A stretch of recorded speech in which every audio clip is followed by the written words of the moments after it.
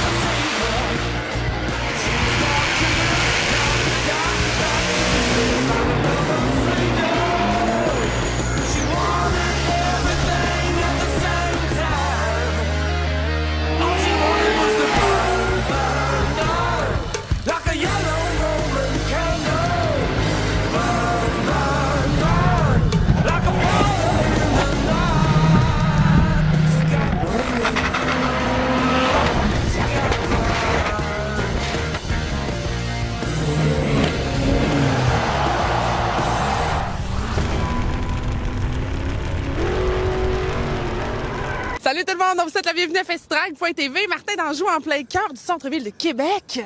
On a toujours un topo une fois par année. Puis là, en plus, il fait beau. Québec, la vieille capitale avec ses charmes. Hein? Hey, cette semaine, Martin, on fait un retour pour le Grand National tir de tracteur. Et là, on s'en va vraiment plus dans un spectacle semi-truck. Amateurs de boucan, bonsoir. Aussi, on va faire un retour sur la deuxième manche en NASCAR Pinties. Attachez votre sucre avec de la broche parce que ça fesse. Sérieux, ça fesse. Et pour commencer l'émission, d'abord, une petite insertion dans ton road trip avec Alex Labbé. En Arizona, baby! Alex Labbé, sa première course en Xfinity et on a eu la chance d'être là.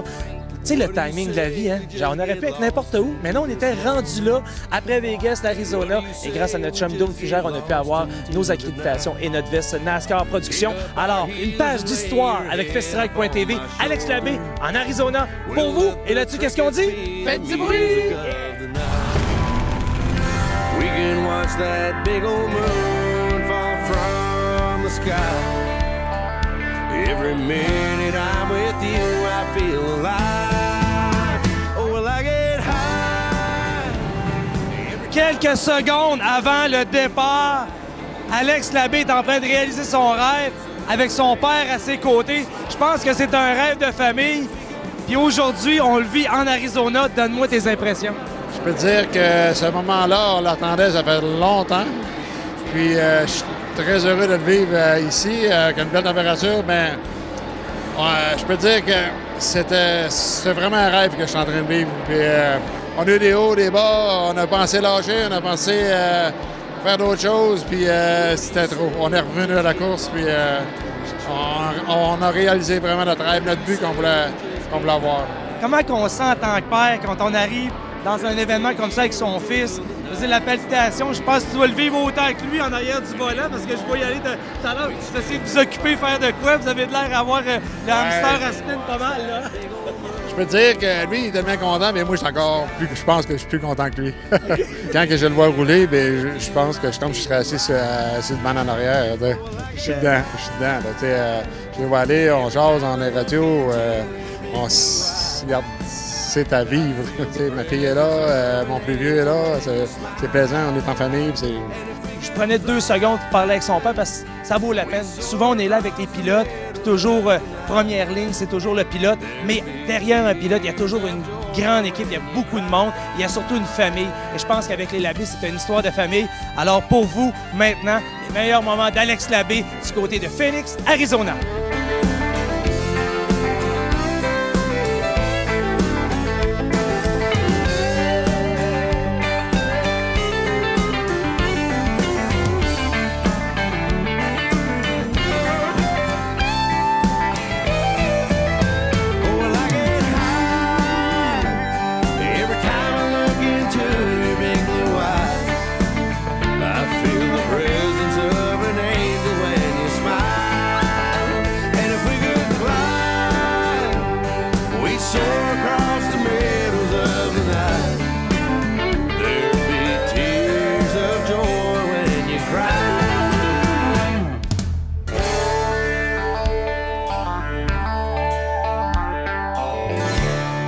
say we just get lost into this moment?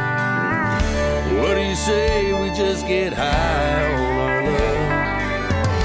What do you say you lay your head upon my shoulder? And what do you say we watch the moon fall from the sky?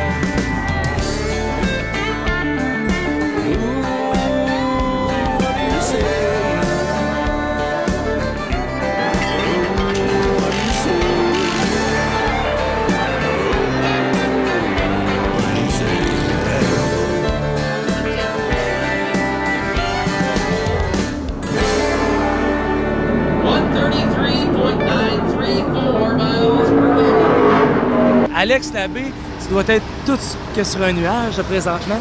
Oh, oui, c'est sûr, c'est un rêve, comme tu dis, qui se réalise. Ça fait longtemps que je rêve de faire mon premier départ en NASCAR, dans les séries NASCAR américaines, en NASCAR Xfinity en fin de semaine. C'est vraiment le fun. C'était tout qu'un feeling tantôt, ma première expérience à la piste. De rouler sur la piste avec des gars comme Brad Keselowski, Kyle Busch, puis c'est quelque chose, mais en même temps, faut pas j'essaie de me laisser le moins impressionné par ça possible. Je pense qu'on a une bonne voiture. La voiture Can-Am aujourd'hui est bonne. Comme c'est ma première expérience, c'est la piste, ma première expérience dans ces autos-là. Donc, j'ai une très bonne équipe en arrière de moi qui m'appuie et qu'on essaie de faire des changements. En même temps, moi, j'ai appris gros là, pendant la séance. La dernière séance, j'ai fait une douzaine de tours, puis c'est vraiment mon dernier tour qui était le meilleur. J'ai essayé quelques lignes sur la piste pour essayer de trouver la trajectoire idéale. Je pense que j'ai une bien meilleure idée là que tantôt avant de commencer la pratique, quoi faire pendant la deuxième séance de pratique. Donc, alors aujourd'hui, on continue d'apprendre avec le véhicule. Deuxième séance d'essai libre. Et on se retrouve la semaine prochaine pour la grande journée de course pour vous à festidrag.tv avec Alex Labbé, Phoenix, Arizona.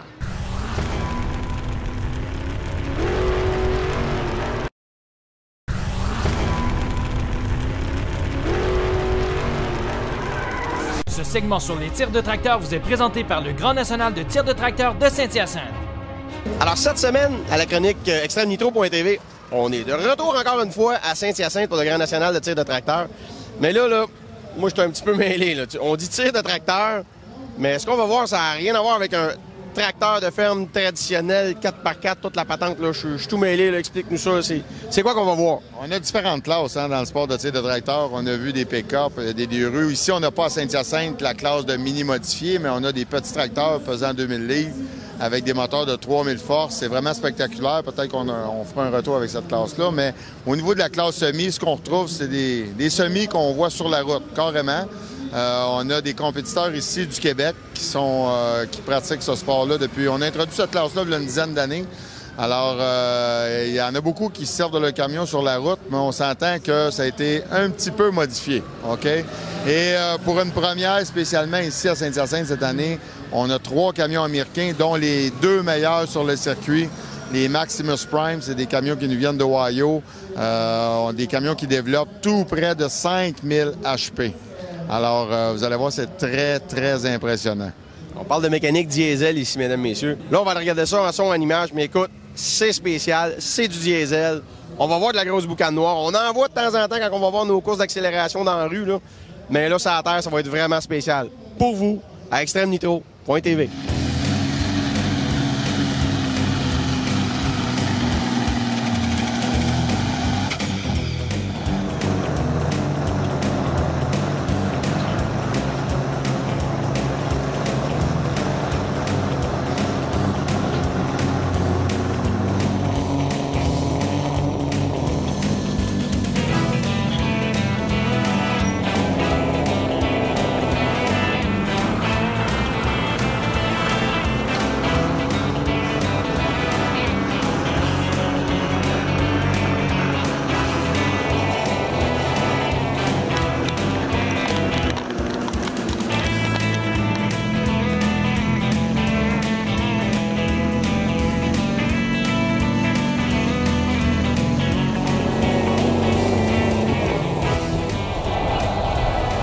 Écoutez, des tirs de tracteurs, il n'y a pas juste des tracteurs. On a des camions, des semi-remorques, mais pas des semi-remorques réguliers. On a ici, là, on joue un petit peu avec les mots, un camion Mac.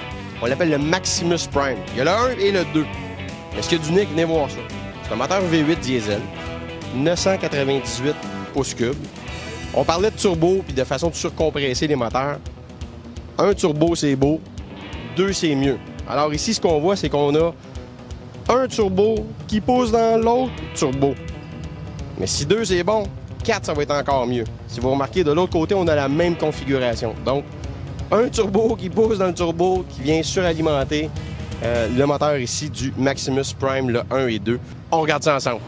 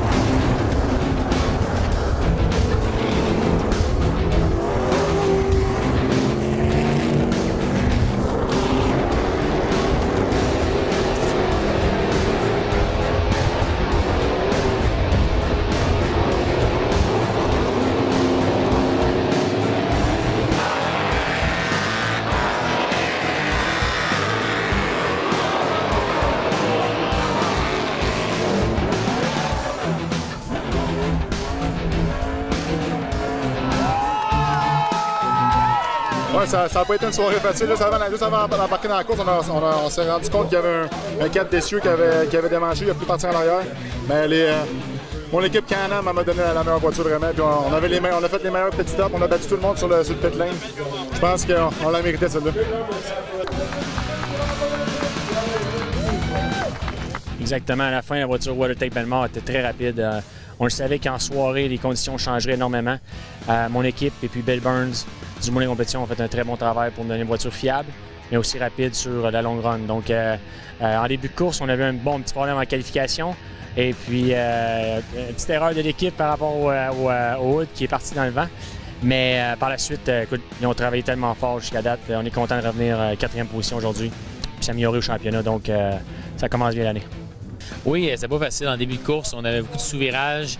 C'est notre première ovale de l'année. Première fois ici, c'est une piste qui est très difficile. On a eu du problème avec les ajustements pratiques. En qualification, on trouvait que la voiture était mieux. On a réussi à l'améliorer, on pensait, mais c'était très sous-vireux. J'ai pas réussi à garder la vitesse des meneurs. J'ai perdu un tour, mais après, on a fait des changements qui étaient très positifs. On a réussi à régresser avec le pace un petit peu. On a resté en dehors du trouble toute la course, puis on a réussi à finir 7e. Il y a eu beaucoup d'incidents. Mais regarde, on a appris beaucoup. On a joué beaucoup les ajustements. La voiture Spectra Premium, Bellemare, Bernier Crépeau, a fini dans un morceau 7e. On pense au championnat, on pense à la long run. Palais Jonction la prochaine. On va retourner tester. On va s'assurer d'être meilleur et plus prêt encore une fois pour la prochaine course. Alors, cette semaine, à la chronique du Pro Auto Value, on se retrouve en compagnie de Xavier Huberdeau de la compagnie Castrol pour parler cette fois-ci de graisse, l'évolution des graisses. On s'en sert un petit peu moins qu'auparavant, mais c'est quand même très utile. Parle-nous de ça un petit peu. Qu'est-ce qui s'est passé avec les graisses? Là? Je pense que les voitures, on graisse moins qu'auparavant, mais quand même, c'est important. Exact. Puis avec les nouvelles huiles de moto, on commence par tes graisses. Oui, donc les graisses, il y a eu quand même passablement assez d'évolution au niveau des graisses. Il y a plusieurs parties du moteur et puis ainsi que tout ce qui est billes de roulement, ces choses-là qui doivent être graissées sur une voiture quand même. Le bon vieux slogan anciennement qu'on disait graisse, changer l'huile, ça se fait de moins en moins, mais c'est quand même important de bien graisser sa voiture en fait. Il y a plusieurs types de graisses disponibles sur le marché présentement, que ce soit des graisses pour les bearings, des graisses pour le châssis. Une graisse qu'il faut savoir, c'est que ça va retenir en fait deux parties de métal qui vont frotter ensemble. C'est exactement la même priorité qu'un huile moteur, mais en réalité, c'est que le contact est plus extrême, donc c'est une force constante. Fait que c'est pour ça que la graisse est plus épaisse en fait que de l'huile moteur standard. Tout dépendant de ce qu'on a engraissé, mais c'est toujours important de le faire au minimum, soit vérifier ou remplacer la graisse une fois par année, annuellement. Donc c'est pas un gros travail nécessairement, mais ça peut empêcher beaucoup de problèmes futurs définitivement. Mis à part les graisses, vous avez une nouvelle série d'huiles pour les motos. Tu peux peut-être nous expliquer ça un peu? J'imagine c'est il y a des choses qui sont similaires aux voitures, mais il y a quand même des propriétés qui sont uniques à eux. Là. Oui, définitivement. Donc, exactement comme le marché automobile, il y a plusieurs spécifications à rencontrer dans le marché de la moto. Que ce soit la norme JASO, ces choses-là, c'est très important de respecter ça. Le grade a plus ou moins d'importance dans le monde de la motocyclette. Il y a beaucoup de gens qui vont s'amuser en 10-40, 10-50, 20-50, que ce soit synthétique, minéral. Mais de plus en plus de manufacturiers maintenant apportent des huiles synthétiques dans leur moto, exactement ce qu'on voit dans le marché automobile. Là. Donc, vous voyez qu'il y a des huiles vraiment spécifiques comme pour votre voiture, et c'est important de respecter ces normes-là. Alors, on tenait à vous le montrer à la chronique du Pro Auto Value. En préparation pour le gros show de l'année au Québec en course d'accélération, 40 000 $ en bourse, en prix et en trophée du 6 au 9 juillet à l'aéroport de Montjoly.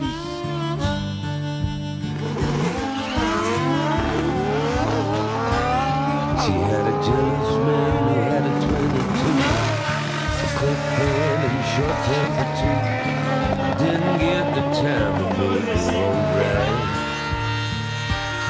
And now tough luck gets her way again. Tough luck right until the end. Tough luck been my only friend. Tough luck.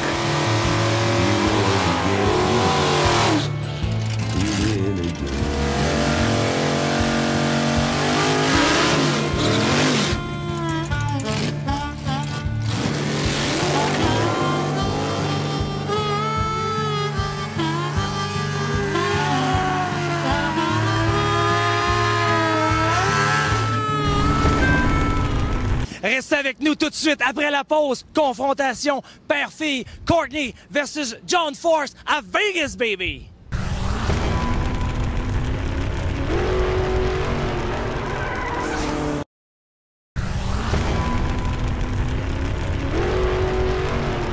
Voici un aperçu des événements à venir. Du 21 au 26 juin, c'est le rallye automobile Run 1000. Le 24 juin, c'est la série ACT pour la deuxième manche à Montmagny. Le 1er juillet, à l'Autodrome Chaudière, c'est le NASCAR Late Model. Le 8 juillet, c'est la série ACT pour la troisième manche à l'Autodrome Saint-Eustache.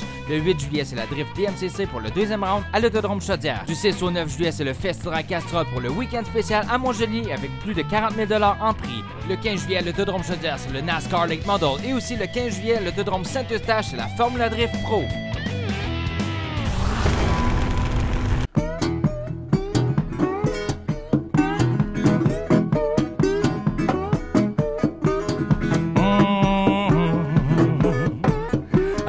was up this morning.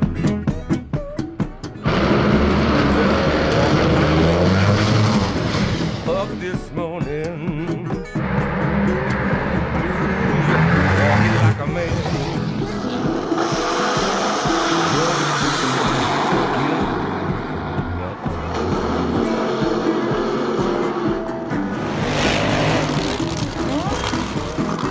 The blues fell on Mama's town.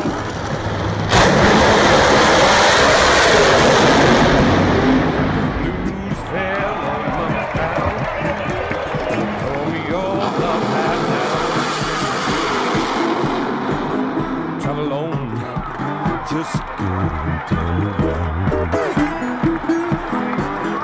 Alors, mesdames, messieurs, avec la demi-finaliste à Las Vegas pour la deuxième fois, elle se prenait comme son père du côté de Las Vegas. 6e fois à vie en carrière en finale contre son père. It was exciting. It was an all JFR final, so being able to race my dad in the final round was a lot of fun. It was a close side-by-side race at over 330 miles an hour, so it was a lot of fun. He edged me at the finish line and got the win, but... The Wallies stay in the family. Yeah, exactly. At least someone got it at JFR. On s'en va retrouver John Force avec le Wally, the Vegas baby. Well, it's an exciting feeling to win, especially at my age, and for here in America, but all my friends are Canadians, where I won my first race in Montreal.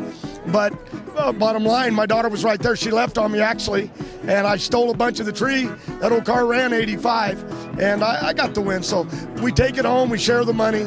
All the teams do. Directement de Vegas, le winner, le big winner, John the King Force. Make some noise! Martin, c'est déjà terminé pour cette semaine. Sérieux, ça va tout le temps vite, hein? Les gens nous le disent tout le temps. Hey, comment ça que ça va vite? Demain, fais ça parce que c'est bon, c'est le fun, puis c'est vous qui faites que c'est comme ça. Ou la semaine prochaine, on va voir la finale Top Fuel. Oui, hey, toute une finale. Et je peux vous dire une chose, c'était une première pour moi avec le gagnant. Je ne sais pas c'est qui. Toute une entrevue. Un vrai cowboy là, avec ses beaux Gambling Elegance. Vous allez voir, c'est de toute beauté. Alors, tout ça et plus encore la semaine prochaine. J'aime beaucoup les Gambling Elegance. Et Martin, là-dessus, qu'est-ce qu'on dit? On dit, hey, Tony! Tony Jack, a lot of friggers. Alors, faites du bruit tout le monde, bonne semaine. Hey, Tony Jack! Et les chambres de la vieille capitale. Cette semaine, les chambres. Les chambres. J'ai compris. Chambres! Incroyable! Salut tout le monde! J'ai vraiment capoté. Je sais pourquoi tu dis avec un genre d'accent semi-cowboy. On est avec les champions. John Force, Vegas, baby! What'd he say? All she wanted was to burn, burn, burn, like a